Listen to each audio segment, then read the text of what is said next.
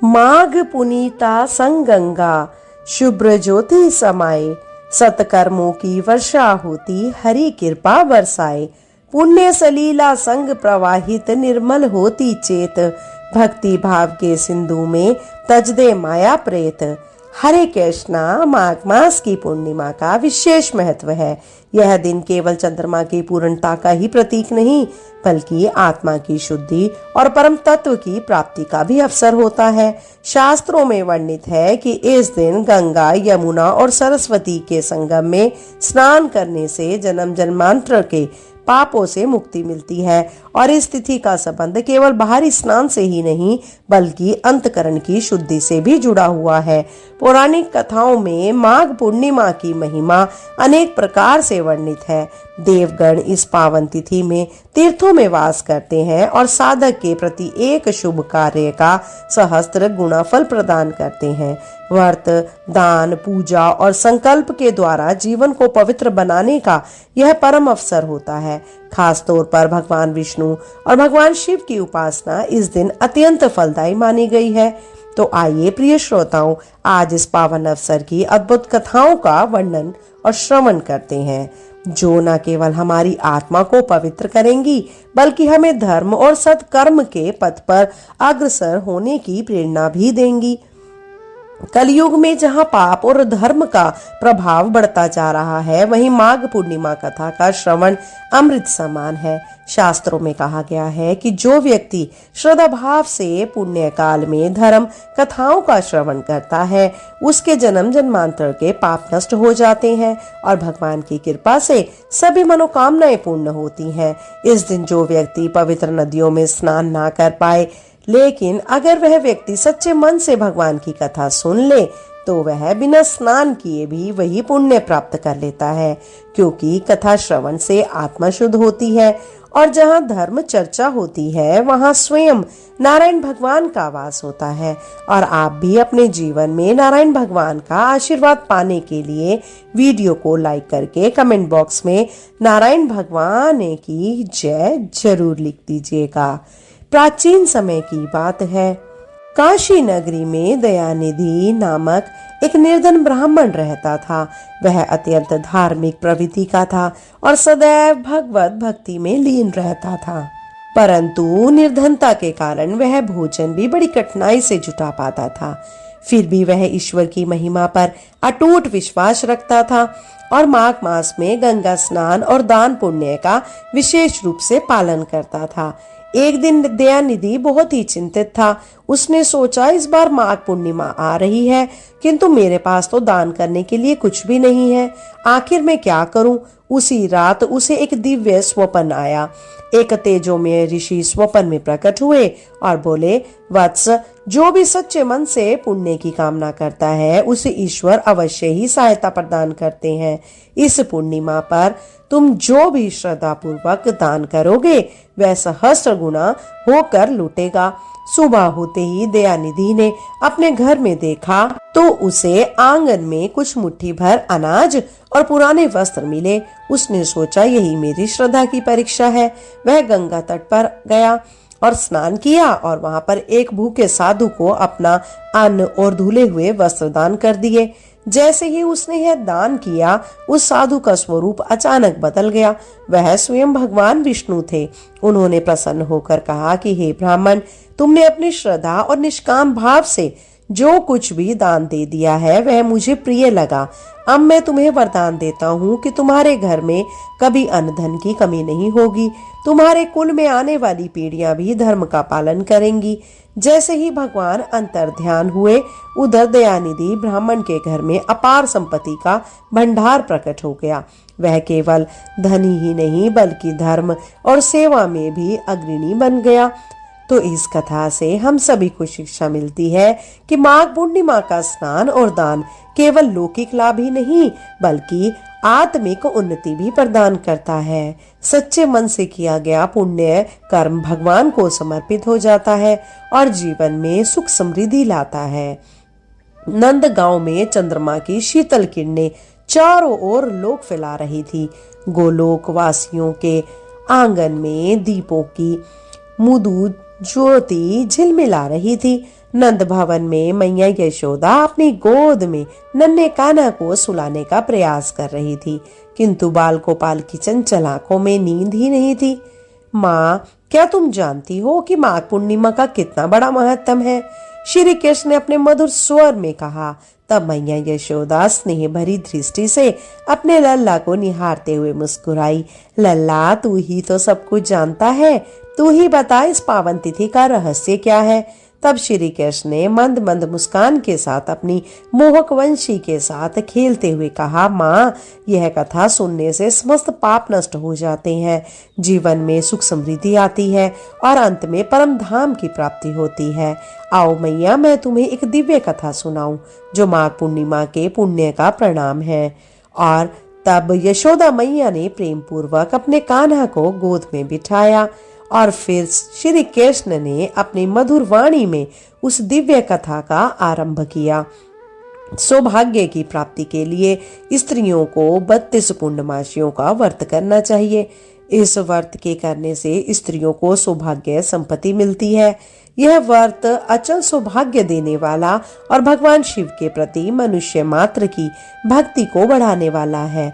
तब यशोदा जी कहने लगी, कृष्ण, सबसे पहले इस व्रत को मृत्यु लोक में किसने किया था, इसके विषय में भी मुझे विस्तार पूर्वक बताओ। तब श्री कृष्ण कहने लगे कि माते, इस भूमंडल पर एक अत्यंत प्रसिद्ध राजा चंद्रहास थे और पालित्य अनेक प्रकार के रत्नों से परिपूर्ण कांतिका नाम की एक नगरी थी। वहां पर धनेश्वर नाम का एक ब्राह्मण था और उसकी पत्नी अति सुशीला रूपवती थी। दोनों ही उस नगरी में बड़े प्रेम से रहते थे। घर में धन धान्य आदि की कोई कमी नहीं थी, लेकिन उन्हें एक बड़ा दुख था कि उनकी कोई संतान नहीं थी। इस दुख से वह अत्यंत दुखी रहते थे। और एक समय एक बड़ा तपस्वी योगी उस नगरी में आया। वह योगी उस ब्राह्मण के घर को छोड़कर अन्य सभी घरों में भिक्षा लाकर भोजन किया करता था। एक दिन वह योगी रूपवती से भिक्षा ना लेकर किसी दूसरे घर से भिक्षा लेकर गंगा किनारे जाकर भिक्षा में मिले और अन्न को प्रेम पूर्वक खा रहा था कि धनेश्वर ने योगी का यह सब कार्य किस प्रकार से देख लिया। अपने भिक्षा के अनादर से दुखी होकर धनेश्वर योगी से बोला, महात्म, आप सभी घरों में भिक्षा लेते हैं, किंतु मेरे घर की भिक्षा कभी नहीं लेते, इसका क्या कारण है? तब योगी ने कहा कि निसंतान के घर की भीख पतितों के अन्न के समान होती है और जो पतितों का अन्न खाता है वह भी पतित हो जाता है। क्योंकि तुम निसंतान हो, इसीलिए पतित हो जाने के भय से मैं तुम्हारे घर की भिक्षा नहीं लेता। धनेश्वर यह बात सुनकर अपने मन में बहुत दुखी हुआ और हाथ जोड़कर योगी के पैरों में गिर पड़ा और विनीत स्वर से कहने लगा, हे महात्मा, अगर ऐसा है तो आप ही मुझे पुत्र प्राप्ति का कोई उपाय बतलाइए। आप तो सब कुछ जानने वाले हैं, मुझ पर यह अवश्य ही कृपा कीजिए। धन की मेरे घर में कोई कमी नहीं, किंतु कोई पुत्र न होने के कारण मैं अत्यंत दुखी हूँ। आप मेरे इस दुख को दूर करें। यह सुनकर योगी कहने लगे कि हे ब्राह्मण, तुम देवी चंडी की आराधना करो। फिर घर आकर उसने अपनी पत्नी से सारा वृत्तांत कहा और खुद तपस्या करने के लिए वन में चला गया।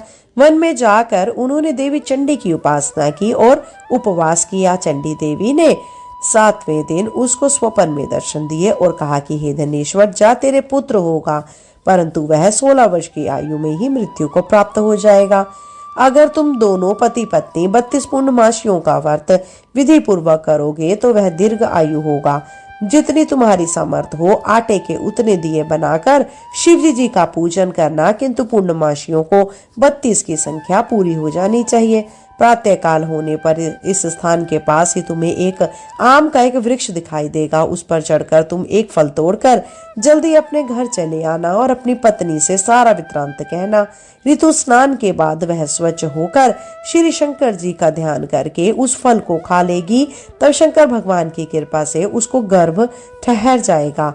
जब वह ब्राह्मण प्रातःकाल उठा तो उसने उस स्थान के पास ही आम का एक वृक्ष देखा जिस पर अत्यंत सुंदर आम का एक फल लगा हुआ था। ब्राह्मण ने उस आम के वृक्ष पर चढ़कर फल को तोड़ने का प्रयास किया, किंतु वृक्ष पर कई बार प्रयास करने पर भी वह नहीं चढ़ पाया। अब तो ब्राह्मण को बड़ी चिंता हुई। तब वह विघ्न विनाशक श्री गणेश जी की वंदना करने लगा कि हे दयानिधि, अपने भक्तों के विघ्नों का नाश करके उनके मंगल कार्य को करने वाले, दुष्टों का नाश करने वाले, रिद्धि सिद्धि के देने वाले, आप मुझ पर कृपा करें। प्रभु, मुझे इतना बल दें कि मैं अपने मनोरथ को पूर्ण कर सकूं। इस प्रकार सच्चे मन से गणेश भगवान की प्रार्थना करने पर वह भगवान की कृपा से वृक्ष पर चढ़ गया। वृक्ष पर से फल तोड़कर उसने घर आकर अपनी पत्नी को वह फल लाकर दे दिया और उसकी पत्नी ने अपने पति के कहे अनुसार उस फल को खा लिया और वह गर्भवती हो गई। देवी चंडी की असीम कृपा से उसे एक अत्यंत सुंदर पुत्र हुआ, जिसका नाम उन्होंने देवी दास रखा। माता पिता के हर्ष और शोक के साथ वह बालक शुक्ल पक्ष के चंद्रमा की तरह अपने पिता के घर में पढ़ने लगा। देवी की कृपा से वह बालक बहुत ही सुंदर, सुशील और विद्या में बहुत निपुण हो गया। देवी की आज्ञा अनुसार उसकी माता ने 32 पूर्णमासियों का व्रत रखना आरंभ कर दिया, जिससे उसका पुत्र बड़ी आयु वाला हो जाए। 1.25 वर्ष लगते ही देवीदास के माता पिता को बड़ी चिंता हो गई कि कहीं उसके पुत्र की इस वर्ष मृत्यु न हो जाए। इसीलिए उन्होंने अपने मन में विचार किया कि अगर यह दुर्घटना उनके सामने हो गई तो वे कैसे सहन कर सकेंगे। इसीलिए उन्होंने देवीदास के मामा को बुलाया और कहा, हमारी इच्छा है कि देवीदास 1 वर्ष तक काशी में जाकर विद्या अध्ययन करे और उसको तुम अकेला कभी नहीं छोड़ना। इसीलिए तुम साथ में जाओ और 1 वर्ष के बाद उसको वापस लौट लाना। सारा प्रबंध करके उसके माता पिता ने काशी जाने के लिए देवीदास को एक घोड़े पर बिठाया और उसके मामा को उसके साथ भेज दिया। किंतु बालक के अल्पायु होने के बात बालक को या उसके मामा को नहीं कही। धनेश्वर ने अपनी पत्नी के साथ मिलकर अपने पुत्र की मंगल कामना और दीर्घ आयु के लिए देवी भगवती की आराधना और पूर्णमासियों का व्रत आरंभ कर दिया। इस प्रकार बराबर 32 पूर्णमासियों का व्रत किया। कुछ समय बीतने के बाद एक दिन वह दोनों मामा और भांजे रास्ते में रात बिताने के लिए किसी ग्राम में ठहरे हुए थे और उस दिन उस गांव में एक ब्राह्मण की अत्यंत सुंदर, सुशीला, विदोष और गुणवती कन्या का विवाह होने वाला था। जिस धर्मशाला के अंदर वर और उसकी बारात ठहरी हुई थी, उसी धर्मशाला में देवीदास और उसके मामा भी ठहरे हुए थे। संयोगवश कन्या को तेल आदि चढ़ाकर मंडप आदि का कर्म किया गया तो लग्न के समय वर को धनुर्वात हो गया। वह हिलने डुलने और चलने में बिल्कुल असमर्थ हो गया। तब वर के पिता ने अपने परिवारजनों से परामर्श करके निश्चय किया कि यह देवीदास मेरे पुत्र जैसा ही सुंदर है और मैं इसके साथ ही लगन करा दूं और बाद में विवाह के सभी कार्य मेरे पुत्र के साथ हो जाएंगे। ऐसा सोचकर देवीदास के मामा से जाकर वह बोला कि तुम थोड़ी देर के लिए अपने भांजे को हमें दे दो, जिससे विवाह के लगन का सारा कार्य सुचारू रूप से हो सके। तब उसका मामा कहने लगा कि जो कुछ भी मधुर पर्क आदि कन्यादान के समय वर को मिले वह सब हमें दे दिया जाए तो मेरा भांजा इस बारात का दूल्हा बन जाएगा। यह बात वर के पिता ने स्वीकार कर ली और तब मामा ने अपने भांजा वर बनने को भेज दिया और उसके साथ विवाह के सभी कार्य रात में विधि पूर्वक संपन्न हो गए। पत्नी के साथ वह भोजन नहीं कर सका। दुखी मन से वह सोचने लगा कि ना जाने ये कैसी स्त्री होगी। वह एकांत में इसी सोच में पड़ा हुआ था कि उसकी आंखों से आंसू भी आ गए। तभी उसकी पत्नी ने पूछा कि क्या बात है, आप इतने उदासीन और दुखी क्यों हो रहे हैं। तब उसने वह सारी बातें जो वर के पिता और उसके मामा में हुई थी वधू को बता दी। तब वह वधू कहने लगी कि यह ब्रह्म विवाह के विपरीत कैसे हो सकता है। देव, ब्राह्मण और अग्नि के सामने मैंने आपको ही अपना पति माना है, इसीलिए आप ही मेरे पति हैं। मैं आपकी ही पत्नी बनूंगी, किसी अन्य की बिल्कुल नहीं। तब देवीदास ने कहा कि ऐसा मत करो, क्योंकि मेरी आयु बहुत थोड़ी है। मेरे मरने के बाद तुम्हारी क्या गति होगी, इस बात को अच्छी तरह सोच लो। परंतु वह वधू दृढ़ विचार वाली थी और बोली कि जो आपकी गति होगी वही मेरी भी होगी। हे स्वामी, आप उठिए और भोजन करिए, आप निश्चय ही भूखे होंगे। तब देवीदास और उसकी पत्नी ने मिलकर भोजन किया और रात में वे सो गए। प्रातःकाल देवीदास ने अपनी पत्नी को 3 नग से जड़ी हुई एक अंगूठी और एक रुमाल दिया और बोला, प्रिय, इसे संकेत समझ कर रखो और शांत हो जाओ। मेरा स्मरण और जीवन जानने के लिए एक पुष्प वाटिका बना लो, उसमें सुगंधित वाली एक नव मलिका लगा लो, उसको हर दिन जल से सींचना और आनंद के साथ खेल कूदना और उत्सव मनाना। जिस समय और जिस दिन मेरी मृत्यु होगी यह फूल सूख जाएंगे और जब फिर से हरे भरे हो जाए तो समझ लेना मैं जीवित हूँ। यह बात निश्चय करके समझ लेना और इसमें कोई संशय मत करना। ऐसा समझा बुझा कर वह चला गया। प्रातःकाल होते ही वहां पर गाजे बाजे बजने लगे। जिस समय विवाह के कार्य समाप्त करने के लिए वर और सब बाराती मंडप में आए तो कन्या ने वर को भली प्रकार से देखकर अपने पिता से कहा कि यह मेरा पति नहीं है, मेरा पति वही है जिसके साथ रात में मेरा विवाह हुआ था।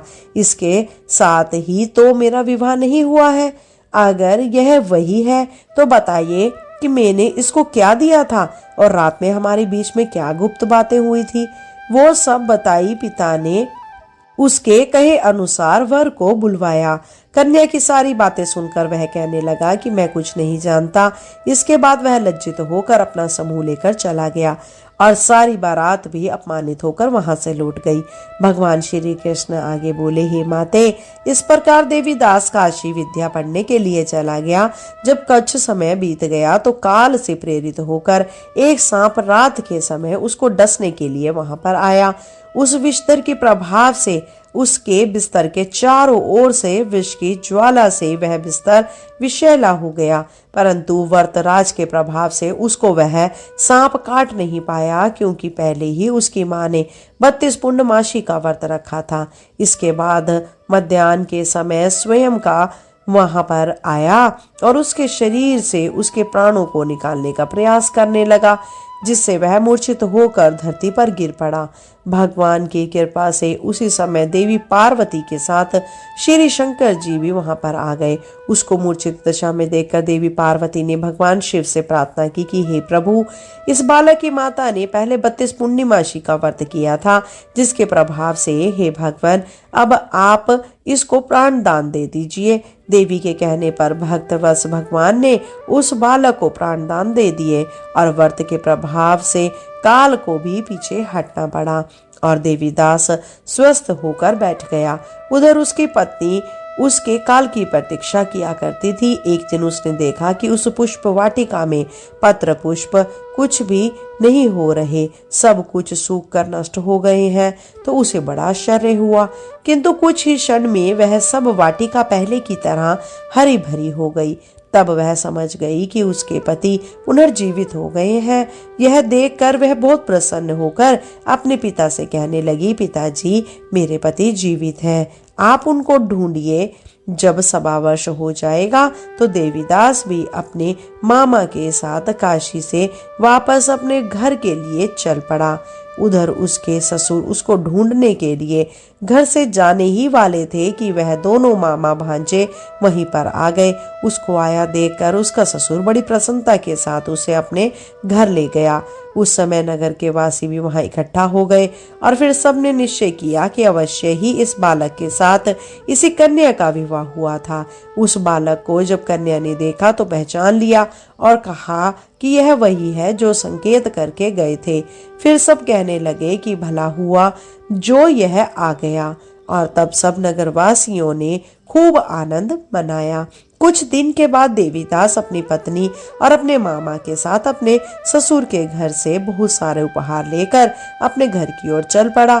जब वह अपने नगर के निकट गया तो कई लोगों ने उसे देखकर उसके माता पिता को पहले ही जाकर सूचना दे दी कि तुम्हारा पुत्र देवीदास अपने मामा और अपनी पत्नी के साथ आ रहा है।